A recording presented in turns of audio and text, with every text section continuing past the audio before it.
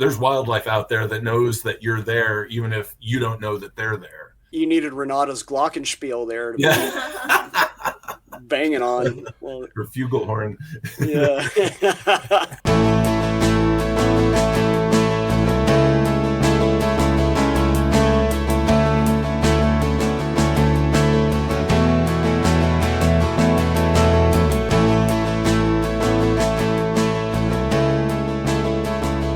Welcome to the Greens and Blues Sports Center podcast. This episode, Zach and I continue our conversation with the lovely John and Renata Collard, the climbing Collards. You guys are hiking all the time. At what point do you guys decide? It sounds like John had the list of the 14ers in mind for sure. Yeah. And Renata's doing all those. At what point do you guys decide to do the more tasking list, which is the 13ers? When do you get it in your head? We're going to finish those as well. 2003 is where I had advanced to a point where I can do the third class and hire more difficult 14ers like Capitol Peak and stuff. Mm-hmm. We finished the 14ers in 2006, 2007. You know, those mountains was like capital was, well, I think some mountains like require attention, like the range. Just a little bit. Yeah. The range is not like really climbing or scrambling, but it's kind of like a knife edge that is different. We get to the trailhead and there's this guy that just comes back to the trailhead, and Renata and I have our helmets strapped to our packs, and the guy says, "You don't need helmets for Capitol Peak." And I was like, well, I didn't say anything, but I was just like, that's a strange comment, because I understand that you can die, so many different ways on Capitol Peak, but a helmet sometimes for people like me and Renata, when we're doing something third class or harder, even if you're not going to hit your head on a rock, it's there for psychological purposes almost. Sure. Yeah. And it feels comfortable on our heads. So we don't mind it. Going back to, so we had been climbing 12ers, 13ers, kind of whatever was logistically available. We were pursuing the centennials and then the bicentennials slowly whenever there's an opportunity to do a technical climb. So like in the centennials, we failed on like Dallas Peak like 3 times because of weather and stuff before we succeeded, so yeah, Tea Kettle and Jagged required a couple of times. And then bicentennials, we ended up having opportunities for Coxcomb and Peak 15. Yeah. And so every time. Yeah, jumping on opportunities. Like you can imagine, like it was very valuable to take a week of vacations and dedicated to climbing and not succeed. So it would be like very painful to go like Jagged. And so it wasn't until like COVID time. So Renata and I were doing our kind of like 2020 COVID isolation hikes or whatever, in the summer. Renata's birthday is in September, and I asked her what she wanted to have for her birthday during COVID year, and she said she wants to climb Lizard Head Peak. And my jaw just about dropped to the floor. I was just like, how are we going to pull that off? Because that to me was like the underlying reason why we would never finish the 13ers, So 2020, Renata. Because the easiest route on that is what, a 5.7 or 5.8? 5.8, yeah, exactly. Yeah. And so Renata pulls this rabbit out of the hat. We're going to try doing something that is way beyond either of our abilities, and we weren't we don't lead climb, and we were not about to ask our lead climbing friends to like, hey, you want to like pull us up this, you want to just drag me up a mountain, drag me up this like death-defying climb that we have no business being on. And a couple of our friends that have finished the 13ers gave us some great suggestions, that they knew this great guide that works for Mountain Trip and Telluride, and gave us their names. And I was like, okay, I highly recommended this person. This person has led Lizard Head, say like once a year for the last 10 years or something like that. And so when we made the phone call, we were pleasantly surprised to find that they were actually available, because nobody's like climbing during COVID season. Pick your date, and the price was reasonable. It was like, okay, we're signed up for climbing Lizard Head. like Renata said, it ended up being just an amazing experience. The guy was internationally certified. Yeah, it was very helping and fun. You learn a lot of stories during the climb, and I bet. Yeah, whenever you're climbing with someone who's above your ability, I mean, just the stories. I mean, like we're telling you our fun stories, but like there's so many stories that blow our minds also from other people. So it was really a great experience. And the guy was like, hey, you know, like if you're struggling going up, you know, on the first pitch, don't hesitate to yank on the gear, you know? I mean, like if you have to do a little bit of that in order to make the move or whatever, just do it, you know? And I confess, I had to do that in a couple of places. I believe that's why somebody else does lead, right? So you can do that. Exactly. You know, so you earned his tip. So it was the tipping point that we knew that we have only, I don't know how many. At that point, we still, it's like, so there's, including the 14ers, there's like, well, okay, with LiDAR has changed things a little bit here and there, but we're talking like 630-ish 14ers and 13ers. And so we were probably at a point where we had about 100 or so peaks left. You kind of get down to all these remote San Juan peaks that are like class 3s and stuff. And you need to backpack. You need to backpack. You need to scramble. But we kind of teamed up with our friends, and it was at that point that it's great to have a good friend with you, and then you just kind of combine the lists. And thanks to List of John, you can see who has the same peaks like you, and you can have a good time doing that. So it would be like the memorable mountains, like Peak 15 was with our friends that we really appreciated to have company, and several others. Yeah.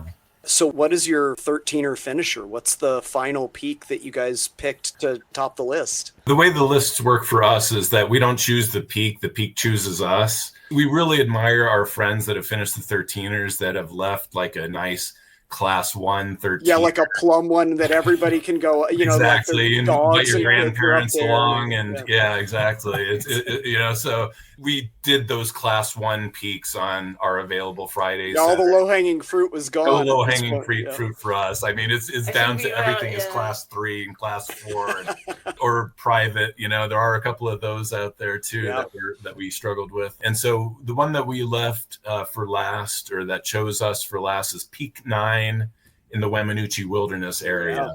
We had done a climb where we had done like Peak 7 and Silex and Guardian, you know, around Peak 9. And the whole time Peak 9 is going like, you're not going to climb us today.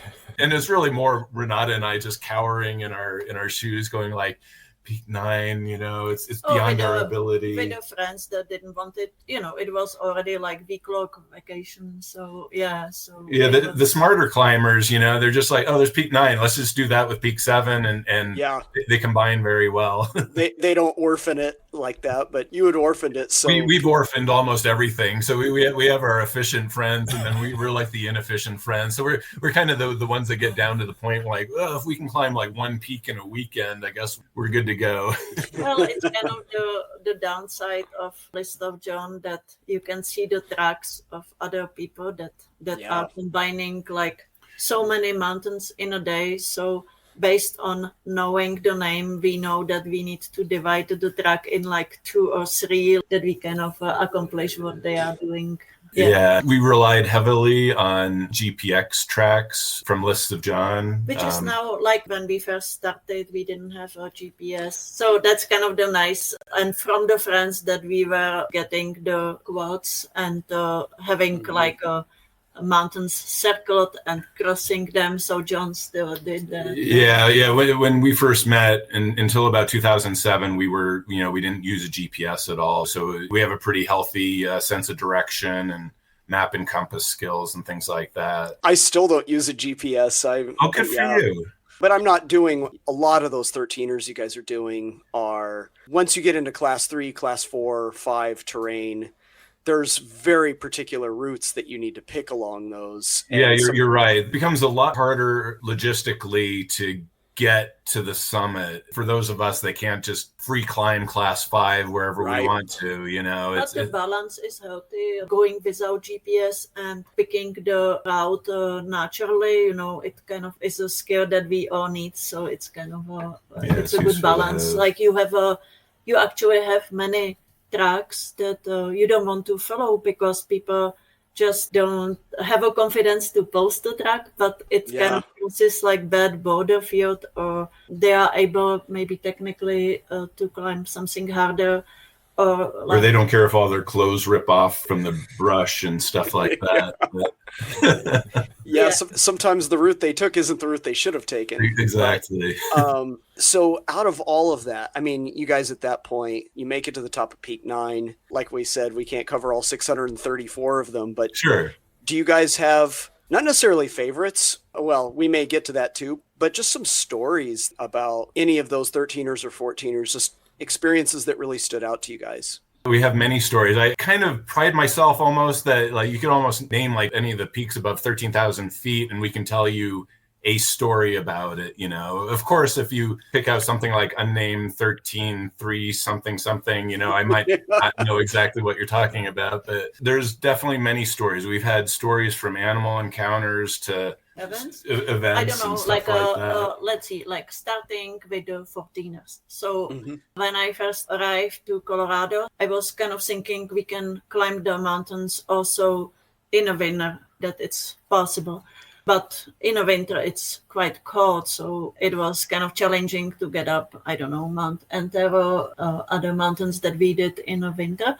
But we did go up, for example, Blanca Peak in May, and that was... still a lot of snow. Yeah, I was discovering that the snowshoes are really needed. So we were kind of like going up with the snowshoes, and John is kind of little bit heavier than me, actually twice as much. Yeah. Snowing with Renata, when she's the lead snowshoer, she goes in about 6 inches. And she's like floating on top, right? Exactly. I come in, and so even if she's first, I'm going to go down another 2 feet or so, So anyway, so when we're climbing Blanca Peak, like I'm getting pretty exhausted because basically even though we backpacked into Como Lake and did kind of a winter camp or whatever, going up from there was fairly exhausting. And we got to a point where there's like wumping noises, I think, and we're a little nervous about potential avalanche danger, that there's enough snow. Yeah. And so we're kind of questioning the sanity of climbing Blanca and packing out and going to work the next day and stuff like that. And John is suffering behind me. And I'm suffering behind her. So I stop and then offer the lunch. Yeah, Renata offers the lunch to me, and I forget exactly how it transpired, but I managed to launch the lunch pail down the hillside. And so the lunch pail goes down about 200 feet, and that pretty much eliminated our food source. It was kind of like good reason for turning around. I was like, so we fail. We're not perfect climbers. We've turned around many times on situations. Well, especially if you lose your lunch, man. No, we're not. We're done at that point. I'll tell you another 14er story that stands out. It's kind of similar as this one. It was also in May. We had backpacked in. We climbed Oxford and Belford one night, and then we camped out, and it was just like a gorgeous May weekend. And we slept in a little bit because we're pretty tired from packing in, setting up camp, and climbing Oxford and Belford. And we're camped in the valley between Missouri and Belford. Yep. And by the time we get going on Missouri, the sun is already hitting the slopes, and we start going up Missouri, and every 100 feet that we're going up from like bald spot to bald spot on the hillside, but otherwise it's totally snow covered hillside. And the snow starts wumping more and more. We're going up, and we're kind of like, this has kind of gone from being like cute and innocent to like pretty darn scary, because you don't want to be caught in an avalanche. Yeah, I didn't know about those conditions in Colorado, so it was again like a big learning that and so again with Renata's weight, she was able to stay afloat, so she'd be in front of me and she'd be able to go from bald spot to bald spot without even making the snow wump. And then when I would follow her, I would like break through all the way down to the tundra about 2 feet, and I would release like this air pocket. The snow would like lump around us, and kind of knew that we shouldn't be where we were. But I kind of felt like when we're on the bald spots, we were on a ridge where the snow would not take us down. It would just simply go off to the side of the mountain. And sure enough, one of the whumps that caused the whole right side of the climber side of the mountain to just go down. And so like there's this big avalanche, and we're like, okay, that answered the question. We're going down. This is totally unsafe. When you're there after seeing the avalanche go down, you're thinking that it must have been like the whole gigantic hillside of Missouri has collapsed. But when we turn around and we start going down the hillside and you're looking back at the avalanche, you only see this like small square of what actually collapsed. It wasn't, the gigantic hillside that you were thinking of. But even that little bit of snow, if it had swallowed you or buried you, you'd be done. You'd be done. And so that was kind of part of our learning experience. Some of it is the hard way, but thankfully we were able to learn those lessons without hurting ourselves or anybody else. Yeah, without having really serious consequences attached to it, right? Yeah, exactly. As you can tell from the way we talk, I think we're pretty safety conscious. I mean, other than setting off avalanches. It was not. You need to test the limits. Yeah, kind of. Yeah, we test the limits without going over the limit. Yeah. Do you guys have favorite areas that you like to go to, or favorite peaks, or places that are truly special, other than, of course, the peaks that are kind of implicated in your love story and your marriage? Yeah. I used to like a lot Rocky Mountain National Park, the area like McHenry's. McHenry's. That was kind of beautiful, and even like Indian Peaks, but it becomes more logistically complicated with the national park and reservations near, because it's close to borders, so more people, front range, kind of everything is. I think we really like variety also. So we've never really been into like finishing a list or finishing a county or finishing an area. We kind of like the variety. We like to go Elks, San Juans, Saguache, Rocky Mountain National Park. And then we like to go to like Utah and go do like a desert peak or something like that. And we like to visit friends. We have friends in the Western Slope, so we'll go to Grand Junction, Gunnison, stuff like that, visit somebody and do a hike. Yeah, definitely. Like some places are very, aesthetically like that. When you go next weekend to Utah, so it is kind of completely different to see the Navajos sandstone, or some little mountains, like even in Arizona or New Mexico. Like it's such a beautiful like jewel that nobody really goes, especially when there is no trail. So kind of like bushwalking, but many beautiful places around us. Yeah. Well, along with that, I mean, you kind of mentioned it, along with doing all these Colorado hikes, you're also still doing state high points all along the way. Like, are there any cool stories from doing the state high points? You went to Black Mesa in Oklahoma, I know, and clearly you did the ones in South Dakota and North Dakota.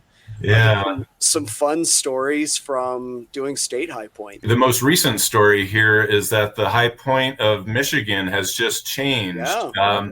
So we had climbed Mount Arvon, I don't know, like 3 years ago, and just found out that that is now 6 inches lower than Mount Kerwood. Yep. And so someone was kind of joking with us that, so we've climbed 49 out of 50 state high points, having failed on Denali in Alaska. And Denali is, I'd say, it's not beyond our ability. It's just, we don't want to go through that level of suffering in order to get one more peak in again. I think we're definitely physically able to do it, but it does a lot of work. And then with, say, like Michigan, I don't know if it's not going to be a priority to drive 1,500 miles or whatever it is to Michigan in order to climb Mount Kerwood, unless we can combine it with some other thing. So it'll be in the back of our mind for a future project where we combine it with visiting other friends or other mountains or something like that on the way. Whenever the peak is a little bit more challenging, so for example, like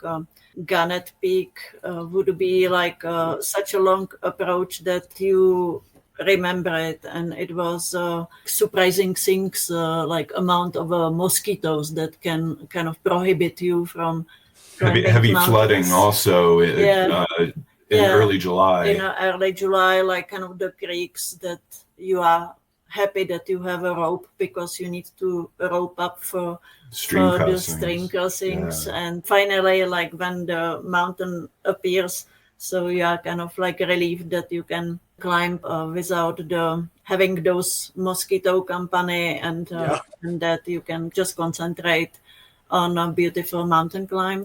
One of the great things with doing the state high points is that it gives you access to like every nook of the United States. And that was really important with our relationship as far as learning English for Renata. So say, for example, before we did like a trip to go to like the Florida and Alabama and Mississippi state high points, Renata and we sat down and we'd watch the movie My Cousin Vinny.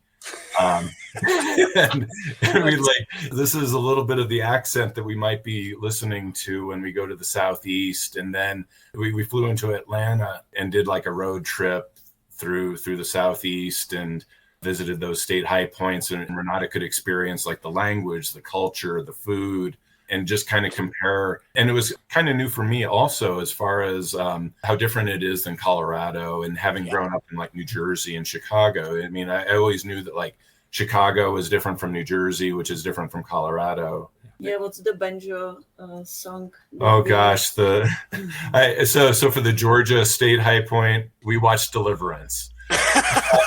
So now that's in the Ozarks. Let's just be clear, but what a terrible movie to watch. To like, but God, I hope nothing like that happened. Like for learning accents. And I think there was like a Fargo for North Dakota, and right like there you go. Just a little bit of samples, and as I mentioned, like it's really great for camping everywhere, kind of freely. And I love it in Colorado, in many other states. But the encounters with grizzlies are still for me. Like we did Frank's Peak, on Frank's Peak, which is a 13er in northwestern Wyoming. Yeah.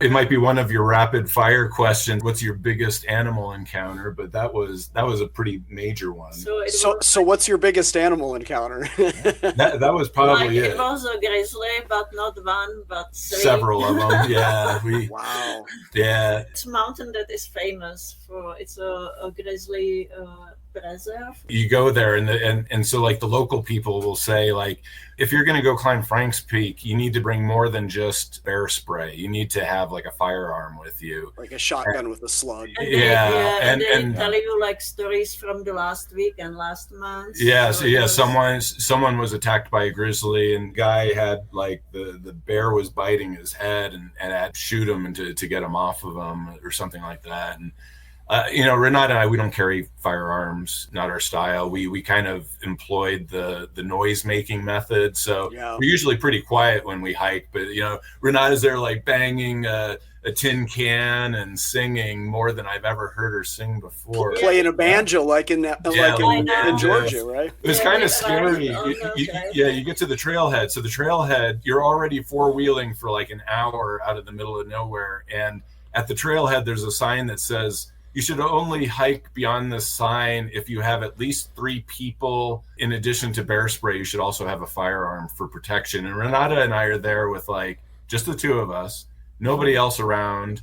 And we only had bear spray and our noise making stuff. I think it was expired bear spray. The bear spray was expired from Alaska a couple years earlier or something. I never know how to use those things. And we never want to use it either. I'm sure that I would kind of like spray in the wrong direction. So I did the polite husbandly thing, and I walked first on the trail. And as you're walking up the trail, you see all this like scratching. You can see where the grizzly bears have been digging for whatever grubs or whatever that they like. Flipping over trees and doing all kinds of crazy stuff.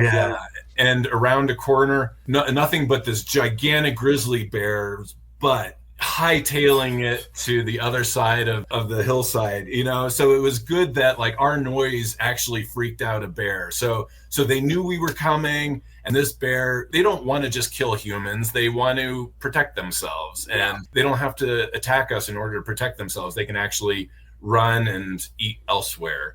And so that's what this one did. And then as we were going towards the summit, we saw another like mother and her cub, but thankfully, she heard us from a ways away. She didn't need to hightail it, but she was just far enough away that she just kind of casually walked with her cub off the hillside. And the summit register has kind of like, we did see 8 bears today. Yeah. 5 bears. How many bears did you see today? So that would be a major experience out of state. I mean, I backpacked in Alaska when I was a late teenager, and what they told us there is, if you can see it, you're way too close, right? Like, yes, exactly. I've only had one mountain lion encounter in Colorado. I've had 2. So most of the time, you can never see a mountain lion. There was one time I was hiking in Colorado National Monument by Grand Junction. I'd visit my parents like at Thanksgiving time. This is before Renata. And my parents like dropped me off at the top of No Thoroughfare Canyon. It was maybe snow covered. And there's like an inch of fresh snow. And I was just doing like a one-way hike down No Thoroughfare Canyon. And so after my parents dropped me off, I'm going down, and suddenly there's like mountain lion tracks in the snow, fresh mountain lion tracks that were going up the canyon and then went up to the side and went around me. And I was like, there's a mountain lion that totally knows that I am down here. Yeah. By the time I saw this mountain lion's tracks, that mountain lion is already long gone, and it could have eaten me if it wanted to or whatever. I just had trekking poles or whatever. But it kind of goes to show that a big hiker guy is not tops on their food chain. It's also a good wake-up call to be aware of there's wildlife out there that knows that you're there, even if you don't know that they're there. You needed Renata's glockenspiel there to be banging on. Her flugelhorn. Yeah. With the animals, like I remember also that we backpacking, that people teach you like techniques how to make a space in your tent. So good idea, like you should hang your like backpack on a tree, like you kind of like attach it perfect. And I remember doing it when we were going actually climb like a jagged peak with a friend in San Juan Mountains in Veminuch. And in the morning, like 5 a.m., I wake up and kind of go out for, using restroom maybe and preparing for the hike. And then look on my backpack, and there is porcupine sitting like on it and kind of like eating the stuff. So, not like there is many stories with maybe marmots and other animals, but this was kind of like every time you need to adjust the advices for whatever works. Yeah. Oh, I've had that before where I hung it so deliberately, and then I go and then I check it in the morning and there's like a squirrel inside of it, and I'm like, dang it. Like, could seal that up a little better. Yeah. So one thing that Zach and I always like to ask each other when it comes to the mountains is we're very music minded. So one of our favorite questions is if hiking the mountains was a song, or one of your favorite mountain experiences was a song, what song would it be? So I would love to hear from each of you, John and Renata. What song would that be if you were to choose one? So you will be there first. I probably have a better answer than Renata. We were talking about that this morning. Renata really, her musical preferences are check. And I was trying to answer the question for her, and I'll let her talk later. But out of many songs, like I decided to choose Two of Us by the Beatles, which has the very good line that you and I have memories longer than the road that stretches out ahead. Which to me is like a very thought-provoking line from a song. And of course, I'm not going to sing it because I don't sing very well. But the other words from the song, are like, we're on our way home. And I was singing that the entire time that we're coming down from some horrible weather in Nepal just last month. And for 3 days, that was my mantra in Nepal, even though we were nowhere near home, but we were on our way home. And I felt that pretty much like my whole life. For example, when I was in New Jersey, I graduated from high school, and like 3 days after I graduated from high school, I moved out to Colorado. And at that time, it was not necessarily we're on our way home. It was I'm on my way home. And so there's lots of other songs that are like Homeward Bound by Simon and Garfunkel. So I listened to all of that kind of music that I had compiled on a tape. And like when I was coming into Colorado from Nebraska, driving on Highway 76, it was like 5 o'clock in the morning, and it was just like dawn was just breaking. You could still see the stars, and across my front windshield, there's like a shooting star that went by. Mm-hmm. And there's nothing like God telling you that you have made the right decision in your life.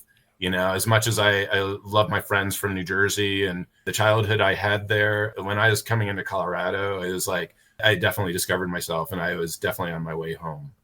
So, oh man, that's so good, John. Renata, you are free to give us a Czech folk song if you want to. No. I'm climbing and songs is more personalized for the mountain.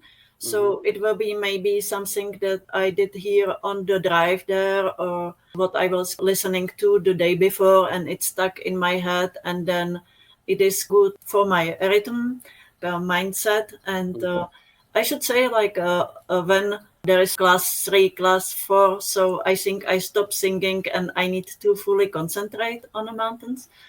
But I did a lot of like slideshows and presentations in Czech Republic, and when I'm traveling kind of for friends.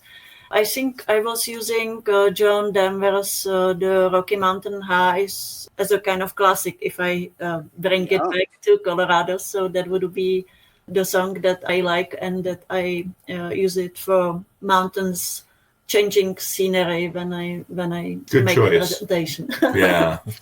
John Denver sings a lot about homecoming too, right? Like that sense of being at home in the mountains. Rocky Mountain High is part of that, but Starwood and Aspen, and there's all kinds of songs that are kind of fit in with that. Yes, that was the easiest that I can come up with. That's great. That's awesome. You guys have been so positive and so good, and I don't know if I want to end it on this note or include this, but do you guys have a least favorite experience? My wife reminded me just yesterday, she's like, we were talking about DeCalibron and how I just was like kind of derisive towards Cameron. Like you just kind of walk over it, but you guys have done so much hiking. Is there something that stands out as like, man, I don't know about that? We were discussing this morning also, because like, we also don't want to end on a negative note at all. Absolutely. Because we've had so many positive experiences in the mountains, but just like the animal encounters and stuff like that, things can go a little bit not the way you were expecting. One of the other things that I was kind of wondering about too, that this might also be like, say, like the weirdest thing that can happen in a mountain, but I had an experience where Renata and we climbed Turner Peak, which is a 13er by Cottonwood Pass, and then there's some unnamed 12ers nearby. And when we were heading up after Turner Peak, we went towards the 12er, and we encountered, quite surprisingly, like 3 hunters in like a foxhole kind of just below the summit of the 12er, and they were none too happy about our presence while we were going up the 12er, and they kind of let us know their dissatisfaction because I guess they were hunting sheep and they were trying to be quiet. Of course, they were not expecting anybody to be walking by. So it was one of the very few negative experiences that we've had with hunters. The vast majority of hunters that we have encountered on our hikes are the most wonderful people, very safety conscious, wearing usually orange and things like that. And they care for the well-being of anybody else. And they're also aware of the strange situations that can happen with hikers that are not necessarily there hunting also. The strange thing about that experience too was when we're coming back, we had to reclimb Turner Peak to go back to our car. And as we're heading back towards Turner Peak, someone's on top of Turner Peak and they yell down, "John, Renata." And so after the strange encounter with hunters, and we're going kind of a little bit shell-shocked towards our car, and someone had climbed Turner Peak that day that saw our names in the register and knew that it was us. And Wow. and it ended up being a friend of ours, and he said, "Hey, I'm parked down at the trailhead for Yale," and he invited us to hike with him down to his car, and then he drove us up to Cottonwood Pass to take us back to our car. And so we ended up having like a one-way shuttle hike that we were totally not expecting that day. So that was something that seemed negative, but was also a very positive.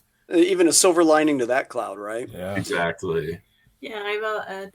We were kind of like, I don't know, 10 years ago, maybe a little more. We were training for climbing in Washington State, and we wanted to have a kind of snow camping experience. So we decided to go on Mount Humboldt and take the ridge. And it was a lot of snow, literally in April, I guess. We would be going kind of like in a deep snow on the ridge.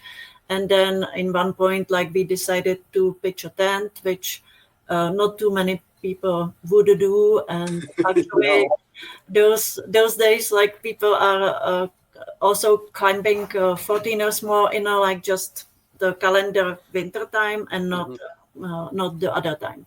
So next day we go and we decide to kind of early morning pack on the mountain, and I discovered that my camera is not working. So I was like, oh, that's too bad. I will leave it behind. It was kind of like, the digital camera. Yeah, digital kind of big camera. And then we are climbing. It's windy, everything that we expected. We summited, go down, and then as we are going down, so we discovered that there is kind of closer to where we have a tent, there is suddenly somebody that must be going also up, and we do see he left poles, broken trekking poles. So we grab it as a garbage, and then they thrown away like a water bottle, and we take it as a garbage, and then proceed toward our tent, and then we see there are trucks going inside, and we are like, well, that's kind of strange. And we go to the tent, and the tent has sort of everything, but my camera is missing. So it was kind of surprising, and we hike out, and then I'm not a big poster on 14ers.com, but I was kind of disappointed, and I was telling the story because I was feeling 15 years ago when I came to Colorado, I would never expect. It was kind of just selection of a nice people in the mountains, and nobody would steer anything. Everyone's very ethical in the mountains. Yeah, so I got answers, and it was kind of interesting that it was somebody that people pointed me out that somebody posted a trip report about failing on Humboldt, and they posted photos. So I have a photo of a person that did steal my camera, because it was probably two people that didn't know each other. One of them posted a trip report, and as they failed, there was one person that was really frustrated because they needed to turn around. They didn't have a snowshoes, and they on the way down, as a vengeance, or I don't know, he was kind of taking my non-functioning camera as a souvenir. So that was nice. Kind of a strange experience, but I guess the lesson, 99.9% of people out there are totally ethical, but there are people occasionally, for one reason or another, do things that are inappropriate. And so it's good to be aware of that. Yeah, so giving good examples to others, help each other. Always help each other if you can. Yeah, right. And if we fail, we need to get more stronger or bring the correct gears. I want to end on a positive note here. Do you guys have any words of wisdom or just summary of your hiking lives together? Just what a beautiful story you guys have together, and all the hikes that you've done. Anything that you guys want to leave our listeners with? I would say, on a similar vein of what we've been saying earlier, is to make sure that you get the level of training that you need. I highly recommend volunteering or taking classes from the Colorado Mountain Club. Don't be afraid to test your limits to a certain extent, but also don't be afraid to turn around, meet like-minded friends that you can go with. I know people can be so strong and fast and gain a level of experience when they go solo that's incredible, but it's really more enjoyable to me since I've been with partners and friends in the mountains. Yeah, definitively. Like we succeeded on many mountains thanks to the friend that we have and helped us overcome the obstacles. And yeah, I think appreciation belongs to all guidebooks, to everybody that was pioneer in the mountains. That starts with mainly mining, that there are like the access to the places that we would not be able to access otherwise. Yeah, how to end up on a positive note. Glad I'm not doing this interview in Czech because I would be stumbling also because in French or in Spanish or in German. Renata knows her languages. I think you guys said it. So many of your hikes, you mentioned you guys have hiked with so many different people in so many different groups. There's a sense of real togetherness that you guys have. Clearly, you guys are loved by other people and that you love each other and that you guys do this. It's so cool. Ending on that note of gratitude, Renata, I think is great. So can't thank you guys enough for coming on here and telling us your stories and telling us your beautiful tale of how you found each other. It feels like a Valentine's Day podcast. This has been such a sweet story to talk about. That's maybe how it will be happening. Yeah, thank you. We appreciate your guys' friendship, and we do hope that we'll be able to hike with you guys someday when you find time to get away from your family long enough to go climb a new peak or something like that. Yeah. Can't thank you guys enough. This has been great. You two are gems. This is wonderful. Thank you for sharing your time with us, your stories. This has been a lot of fun. You guys are awesome. Thank you very much, guys. Well, Zach, that was a fun and enlightening chat with our new friends, John and Renata Collard. What are your thoughts? Oh, man, I've got a ton of thoughts. Before I get to my thoughts, I kind of popped a question onto John and Renata at the end of the interview there about, what they find interesting, compelling, motivating about mountaineering, hiking. Renata sent an email afterwards and she kind of added some thoughts to that. I don't know if it fully came out in our interview. We had chatted with them before our interview. Renata had done some research in the Andes. Yeah. And she sent an email, said the thought that she was really kind of striving for there was this idea that people in the Andes think that mountains are alive, that they're guides for us, that hiking to her is a kind of connection. It's our way of connecting to these mountains that connect us to our ancestors, to the earth and the sky. Additionally, for us to learn about ourselves and create stories and memories. She's kind of probing around that and in interacting with her because Renata's from Europe and can kind of connect with this idea. To me, it sounded a lot like the idea of spirit, which is spirit is a connection to something greater than yourself as well. And I really like that. Maybe it's because I'm a religious studies person, but I'm always intrigued by the spiritual motivations of hikers. Jerry Roach wrote a book called Transcendent Summits. And for him, I think a number of summits are religious experiences. And I think Renata was kind of getting at that kind of sense of connection, and mountains hold a sacred place in that sense of connection. So I just wanted to kind of let her speak a little bit more before I entered in my own thoughts. But anytime you get to talk to people that have done way more than you or I will ever do, probably combined, it's humbling. But I am continually struck by the kindness. We've now interviewed 3 climbing couples, the Roaches, the Coonies and the Collards, and I'm struck by always how kind they are, how open they are, how gracious they are. They maintain communication with us after we do the interview. Like, it's not like they're one and done. They're like, hey, you guys are all right. I just thought they were great. I love their love story. I love the songs that they picked out. I think hiking does something to the soul that softens you up and makes you, for lack of a better term, a better person. And boy, does it show when we talk to people like that. Sure. Your thoughts, Eric? Yeah, I love everything you just said. And I'm continuously struck by it too. Like everything they've accomplished, there are certain things that have such a high level of risk that, they've summited Lizard Head. They've summited Little Bear and Jagged. And like you said, all these things that I'll never, ever do. Dallas never even Peak. think of doing. Dallas, like all these peaks that are just rife with potential danger, and there's so much risk involved in some of these things that they've accomplished, yet they can also sit down with us and exude kindness and warmth. There's no cowboy mentality. I actually think they're able to sit down and be kind and gentle and open because they've done those things. That Be- must be because it because keeps happening. I think there's something to the fact that when people are able to push themselves physically, mentally, spiritually in that way, it gives them a more expansive sense of who they are and a more expansive sense of how big the world is. There's a kind of humility there. They know that they're not bigger than the mountain. They know that they're not bigger than themselves. Yeah. And I really do think there's something to the fact that there's a kind of spiritual preparation that you undergo when you just hike a lot like they do. I mean, you think about that determination, getting up every 5 days and beating the crap out of yourself to go up a mountain. That does something to you. John and Renata are just absolutely great human beings, and I think it shows.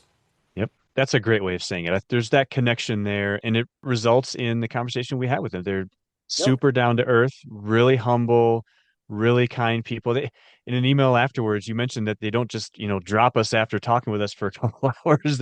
They refer to us as their friends. Who does he consider friends? A couple of doofuses that, haven't accomplished a fraction of what he and Renata have done. So yeah, just really impressed all around. Love them. They were wonderful to talk with. I think we can end with one other thing. For those of you that haven't picked up your 2026 Colorado 14ers calendar, Yeah. go do so. And if you already have, or if you get it, flip to the month of June, and there you'll see a lovely, elegant, well-composed picture of Ellingwood Ridge by Renata Collard. So it's really cool. Christmas Day, I opened up my 14ers calendar and I was like, hey, I know that person. I've talked to her. She's awesome. And it elicited a pretty cool conversation with my family about talking to this woman that grew up in Czechoslovakia and immigrated to the U.S. And yeah, her story is great. So make sure you guys do that. I wish we could do this all the time. We should also say sorry, I lied. That wasn't the last thing. Speaking of the kindness of the people we talked to, the reason we've been able to talk to the Roaches and the Collards is because Tim and Carrie Cooney have connected us with all these people. So shout out again to Tim and Carrie, who are just absolutely first-rate human beings. Yep, absolutely. All three of those couples are fantastic. We've been really fortunate to speak to all of them. And yeah, Tim, Carrie, thank you for the connection to the Roaches and to the Collards and just all of the fun conversations we've been able to have because of you guys. So thank you. Well, we thank you guys for listening. And if you guys want to get a hold of us, you can do it at all the usual means. greensandbluespodcast@gmail.com, greensandbluespodcast.podbean.com, where you'll have access to our Facebook, our YouTube, all of our episodes, and a few other little goodies. You can leave a voicemail on that website. I wish you would do so. Otherwise, Charles Barkley's going to make another phone call into the pod. Can we have both? Well, ideally, yes. I think so, Eric. That's like perfect world situation. Indeed. We thank all you guys for listening, and we will catch you guys next time.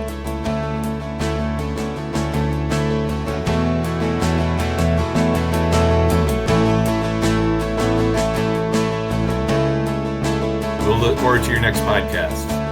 Oh, this will definitely be the most serious podcast we put out in a while because we're a couple dingbats these days. But, seriously.